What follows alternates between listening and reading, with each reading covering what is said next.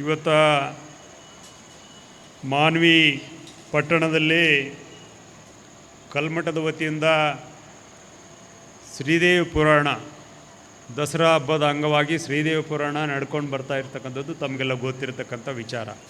ಈ ವರ್ಷ ಏನು ವಿಶೇಷಪ್ಪ ಅಂದರೆ 50ನೇ ವರ್ಷದ ಸಂಭ್ರಮಾಚರಣೆ ಸುವರ್ಣ ದಸರಾ ಮಹೋತ್ಸವ ಕಾರ್ಯಕ್ರಮ ಭಾಳ ಸಡಗರ ಸಂಭ್ರಮದಿಂದ ಆಚರಣೆ ಮಾಡಲಿಕ್ಕೆ ನಾವೆಲ್ಲರೂ ತಯಾರಾಗಿದ್ದೀವಿ ಎಂಬ ಮಾತುಗಳನ್ನು ಈ ಸಂದರ್ಭದಲ್ಲಿ ಹೇಳಲಿಕ್ಕೆ ಇಷ್ಟಪಡ್ತೀನಿ.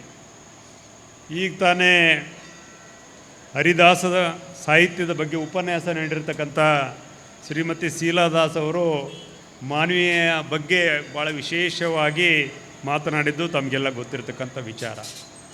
ಅವರ ಮಾತಿನ ಅರ್ಥ ಏನಪ್ಪ ಅಂದರೆ, ಮಾನವಿ ಅಂದರೆ ದಾಸರ ಶರಣರ ನಾಡು, ಸೂಫಿ ಸಂತರ ಬೀಡು. ಇವತ್ತು ಅವರಿಲ್ಲ, ಅವರ ಗೌರವಾರ್ಥವಾಗಿ ಈ ದಸರಾ ಪುರಾಣ ಮಹೋತ್ಸವ ಮುಂದುವರಿಸಿಕೊಂಡು ಹೋಗ್ತಕ್ಕಂಥ ಕೆಲಸ ನಮ್ಮ ವಿರೂಪಾಕ್ಷ ಪಂಡಿತಾರಾಧ್ಯ ಮಹಾಸ್ವಾಮಿಗಳು ಮಾಡ್ತಾ ಇದ್ದಾರೆ. ಆ ನಿಟ್ಟಿನಲ್ಲಿ ನಾವೆಲ್ಲರೂ ಸೇರಿ ಈ ಒಂದು ಇಂಥ ಕಾರ್ಯಕ್ರಮ ಇವತ್ತೇನೋ ಶ್ರೀದೇವಿ ಪುರಾಣ ಅಂದರೆ ಇವತ್ತು ನಮ್ಮಲ್ಲಿರ್ತಕ್ಕಂಥ ಕೆಟ್ಟ ಚಟಗಳನ್ನು ಇವತ್ತು ಬಿಡುವುದರ ಮೂಲಕ ಉತ್ತಮ ಮಾನವಂತರಾಗಿ ಬಾಳ್ತಕ್ಕಂಥ ಕೆಲಸ ನಾವೆಲ್ಲರೂ ಸೇರಿ ಮಾಡಿದಾಗ ಇಂಥ ಒಂದು ಪುರಾಣದಲ್ಲಿ ಭಾಗವಹಿಸೋದಕ್ಕೆ ಸಾರ್ಥಕ ಆಗ್ತದೆ ಎಂಬ ಮಾತುಗಳನ್ನು ಈ ಸಂದರ್ಭದಲ್ಲಿ ಹೇಳಿ, ಆ ದುರ್ಗಾ ಮಾತೆ ದುಷ್ಟರನ್ನ ಯಾವ ರೀತಿ ಶಿಕ್ಷಿದ್ದಾಳೆ ಅದೇ ರೀತಿ ಶಿಕ್ಷತಕ್ಕಂಥ ಕೆಲಸ ನಾವೆಲ್ಲರೂ ಸೇರಿ ಇವತ್ತು ನಡ್ಕೊಂಡು ಹೋಗ್ತಕ್ಕಂಥ ಕೆಲಸ ನಾವೆಲ್ಲರೂ ಸೇರಿ ಮಾಡಬೇಕಂತೇಳಿ ಸಂದರ್ಭ ಕೇಳಿಕೊಂಡು ಇವತ್ತು ನಾವೆಲ್ಲ ಸಮಾಜದಲ್ಲಿ ನೋಡ್ತಾ ಇದ್ದೀವಿ. ಇವತ್ತು ಉತ್ತಮ ಸಮಾಜವನ್ನು ಸರಿದಾರಿಗೆ ಹೋಗ್ತಕ್ಕಂಥ ಕೆಲಸ ಇವತ್ತು ಏನು ಮಾಡ್ತಾಯಿದ್ದೇವೆ ಅಂದರೆ ಮಠಮಾನ್ಯಗಳು ಮಾಡ್ತಾಯಿದ್ವಿ. ಇವತ್ತು ಮಠಮಾನ್ಯಗಳು ಇವತ್ತು ಶಿವಮೂರ್ತಿ ಶಿವಾಚಾರ್ಯ ಮಹಾಸ್ವಾಮಿಗಳು, ಇವತ್ತು ವಿರೂಪಾಕ್ಷ ಮಹಾಸ್ವಾಮಿಗಳು ಬರೀ ಇವತ್ತು ಶ್ರೀದೇವಿ ಪುರಾಣ ಒಂದೇ ಅಲ್ಲ, ದಸರಾ ಹಬ್ಬದ ಅಂಗವಾಗಿ ಇವತ್ತು ಸಾಮಾಜಿಕವಾಗಿ ಧಾರ್ಮಿಕವಾಗಿ ಹಲವಾರು ಕಾರ್ಯಕ್ರಮಗಳನ್ನು ಮಾನ್ವಿ ಪಟ್ಟಣದಲ್ಲಿ ಮಾನ್ವಿ ತಾಲೂಕಿನಲ್ಲಿ ನಡೆಸ್ಕೊಂಡು ಬರ್ತಾ ಇದ್ದಾರೆ. ಇವತ್ತು ನಾವು ಸಹ ಆ ಕಾರ್ಯಕ್ರಮದಲ್ಲಿ ಭಾಗವಹಿಸುವ ಮೂಲಕ ಸಮಾಜದಲ್ಲಿ ಬದಲಾವಣೆ ತರಲಿಕ್ಕೆ ಒಂದು ಪ್ರಾಮಾಣಿಕ ಕೆಲಸ ಈ ಶ್ರೀ ಕಲ್ಮಠ ಮಾಡ್ತಾ ಇದೆ ಎಂಬ ಮಾತುಗಳನ್ನು ಈ ಸಂದರ್ಭದಲ್ಲಿ ಹೇಳಲಿಕ್ಕೆ ಇಷ್ಟಪಡ್ತೀನಿ. ಇವತ್ತು ನಾನು ಏನಪ್ಪ ಅಂದರೆ ಹೆಚ್ಚಿಗೆ ಮಾತನಾಡೋಕ್ಕೆ ಹೋಗಲ್ಲ. ಇವತ್ತು ನಮ್ಮ ಯಾಳಗಿಯವರು ರಮೇಶ್ ಬಾಬು ಯಾಳಗಿಯವರು ಇವತ್ತು ನಮಗೆ ಸೂಚನೆ ಯಾಕೆ ಉಪ್ಪಳ ಮಠ ತಾತ್ನವ್ರು ಈಗ ಲೇಟಾಗಿ ಬಂದರೆ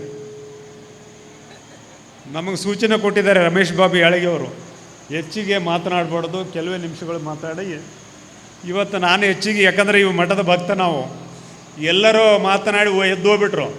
ನಾವು ಹೆಂಗಂದ್ರೆ ಎದ್ದೊಳಗೆ ಬರೋದಿಲ್ಲ, ಇಲ್ಲಿ ನಾವು ಮೇಲೇನೂ ಕುಂದಿರ್ತೀವಿ, ಇಲ್ಲ ಕೆಳಗನ ಕುಂದಿರ್ಬೇಕಾಗ್ತದೆ. ನಾವು ಎಲ್ಲಿಗೆ ಹೋಗಿ ಬರೋದಿಲ್ಲ, ಇಲ್ಲೇ ಇರ್ಬೇಕಾಗ್ತದೆ ನಾವು. ಆ ನಿಟ್ಟಿನಲ್ಲಿ ಇವತ್ತು ಮಠದ ಭಕ್ತನಾಗಿ ನಮ್ಮ ಹಳ್ಳಿಯಲ್ಲಿ ಸೇವೆ ಸಲ್ಲಿಸ್ತಕ್ಕಂಥ ಕೆಲಸ ನಾವೆಲ್ಲರೂ ಸೇರಿ ಮಾಡಬೇಕು. ಅದ್ರ ಜೊತೆಗೆ ಮಾನ್ವಿ ಪಟ್ಟಣ ಮಾನ್ವಿ ತಾಲೂಕಿನಲ್ಲಿ ವಾಸ ಮಾಡ್ತಕ್ಕಂಥ ನಾವೆಲ್ಲರೂ ಇಂಥ ಒಂದು ಧಾರ್ಮಿಕ ಕಾರ್ಯಕ್ರಮದ ಯಶಸ್ವಿಯಾಗಿ ಎಲ್ಲರೂ ಈ ಒಂದು ಕಾರ್ಯಕ್ರಮದಲ್ಲಿ ಭಾಗವಹಿಸುವ ಮೂಲಕ ಯಶಸ್ವಿಗೊಳಿಸ್ತಕ್ಕಂಥ ಕೆಲಸ ನಾವೆಲ್ಲರೂ ಸೇರಿ ಮಾಡೋಣ ಎಂಬ ಮಾತುಗಳನ್ನು ಈ ಸಂದರ್ಭದಲ್ಲಿ ಹೇಳಿ, ಇವತ್ತು ನಮ್ಮ ಭಾಜಪ ರಾಜ್ಯಾಧ್ಯಕ್ಷರು ಬರಬೇಕಾಗಿತ್ತು, ಅನಿವಾರ್ಯ ಕಾರಣದಿಂದ ಅವರು ಬಂದಿಲ್ಲ.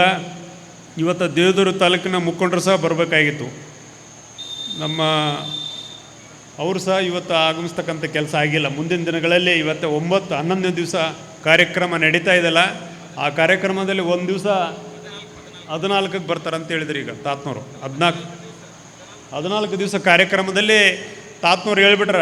ನಿಖಿಲ್ ಕುಮಾರಸ್ವಾಮಿ ಅವ್ರಿಗೆ ಸಹ ನಾನು ಮೊನ್ನೆ ಗುಲ್ಬರ್ಗಕ್ಕೆ ಹೋದಾಗ ಮಳೆ ಏನಪ್ಪ ಅಂದರೆ ಪ್ರಕೃತಿ ವಿಕೋಪದಡಿ ಏನು ಭತ್ತ ಎಲ್ಲ ಬೆಳೆ ಎಲ್ಲ ನಾಶಿಯಾಗಿತ್ತು.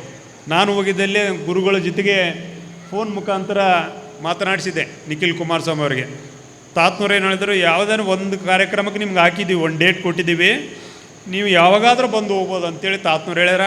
ಅವರು ಸಹ ಪಾಸಿಟಿವ್ ಆಗಿ ಮಾತನಾಡಿದ್ದಾರೆ, ಬಂದು ಹೋಗ್ತೀನಿ ಸ್ವಾಮೀಜಿ ಗುರುಗಳು ಅಂತೇಳಿ ಅವರು ಸಹ ಹೇಳಿದ್ದಾರೆ. ಖಂಡಿತವಾಗಿ ಈ ಒಂದು ಕಾರ್ಯಕ್ರಮದಲ್ಲಿ ಭಾಗವಹಿಸ್ತಕ್ಕಂಥ ಕೆಲಸ ಸಹ ನಿಖಿಲ್ ಕುಮಾರಸ್ವಾಮಿ ಅವರು ಮಾಡ್ತಾರೆ ಎಂಬ ಮಾತುಗಳನ್ನು ಈ ಸಂದರ್ಭದಲ್ಲಿ ಹೇಳಿ, ಇವತ್ತು ಏನೋ ಪ್ರಥಮ ದಿನ, ಇವತ್ತು ನಾವೆಲ್ಲ ಇವತ್ತಿನಿಂದ ನಾಳೆಯಿಂದ ಪ್ರಾರಂಭ, ಎಲ್ಲರೂ ಹೆಚ್ಚಿನ ಸಂಖ್ಯೆಯಲ್ಲಿ ಈ ಒಂದು ಪುರಾಣ ಪ್ರವಚನ ಕಾರ್ಯಕ್ರಮದಲ್ಲಿ ಭಾಗವಹಿಸುವ ಮೂಲಕ ಈ ಕಾರ್ಯಕ್ರಮವನ್ನು ಯಶಸ್ವಿಗಾಗಿ ನಾವೆಲ್ಲರೂ ಸಹಕಾರ ನೀಡಬೇಕೆಂಬ ಮಾತುಗಳನ್ನು ಹೇಳಿ ಇವತ್ತು ನಮ್ಮನ್ನ ಕರೆಸಿ ಗೌರವಿಸುವುದಕ್ಕಾಗಿ ಎಲ್ಲ ಮಠದ ಪೂಜ್ಯರಿಗೆ ಹಾಗೂ ಎಲ್ಲ ಸದ್ಭಕ್ತರಿಗೆ ತಮ್ಮೆಲ್ಲರಿಗೆ ಹೃದಯಪೂರ್ವಕ ವಂದನೆಗಳನ್ನು ಸಲ್ಲಿಸಿ ನನ್ನ ಮಾತುಗಳು ಮುಗಿಸ್ತೇನೆ. ಜೈ ಜೈ ಕರ್ನಾಟಕ.